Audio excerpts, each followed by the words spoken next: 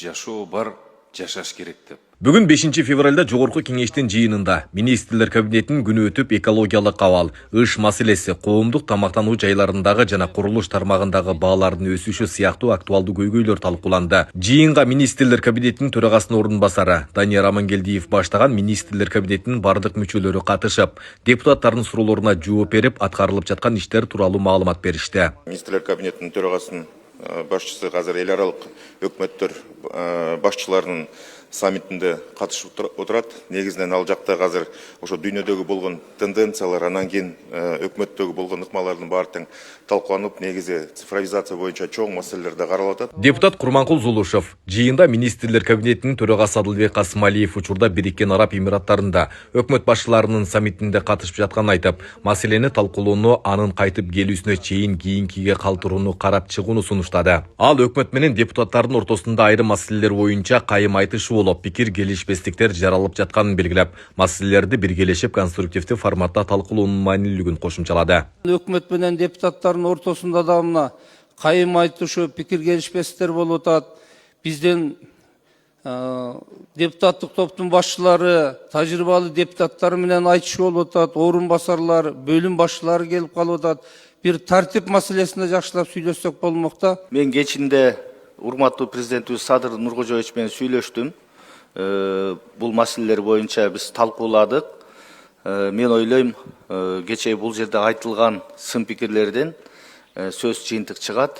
Жогорку кеңештин депутаты Сүйүнбек Өмүрзаков Кыргызстанда батирлердин ижара акысы өтө кымбаттап кеткенин айтып, бул көйгөйдү чечүү боюнча өкмөттөн так сунуштарды сурады.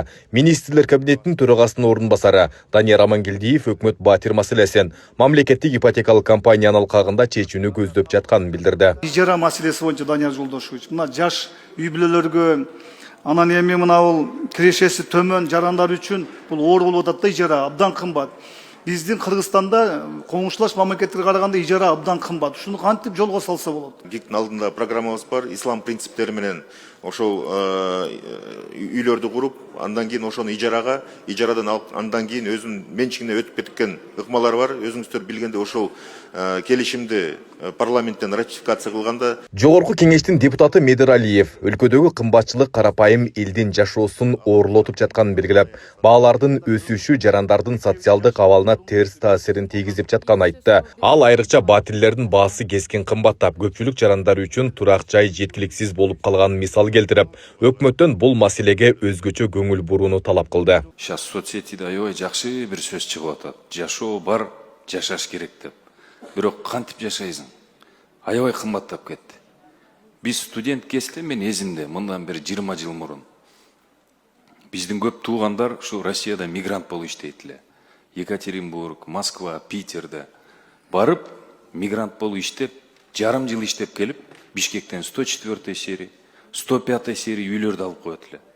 Азыр алар өмүр бою иштесе дагы Кыргызстанга келип үй ала албайт. Депутаттар Бишкек жана Ош шаарларындагы ыш маселесин көтөрүп, абанын булганышын азайтуу үчүн кандай иштер жүргүзүлүп жатканын такташты. Өкмөт өкүлдөрү абанын сапатын жакшыртуу боюнча бир катар чаралар көрүлүп жатканын маалымдашты. Ал эми жаратылыш министри Бишкек дүйнөдөгү эң булганган шаарлардын катарына кирет деген маалыматтарды четке кагып, расмий мониторингдин жыйынтыктары башкача экенин белгиледи. Ыштын көбөйүшү айрыкча ымыркай балдардын, шаардын тургундардын ден соолугуна таасир этип жатат. Ышты азайтуу боюнча кайсы конкреттүү иш-чаралар аткарылып жатат? Акыркы жылдары Бишкек шаары дүйнөлүк рейтингтерде эң булганган шаарлардын катарына кирип, айрым учурларда абан сапатынын индекси 200дөн ашып, адам өмүрү үчүн абдан коркунучтуу чектен өткөн. Гидрометтин байкоосунун негизинде акыркы 1-2 жылдагы бир аз абан сапаты жакшыруу тенденциясы бар.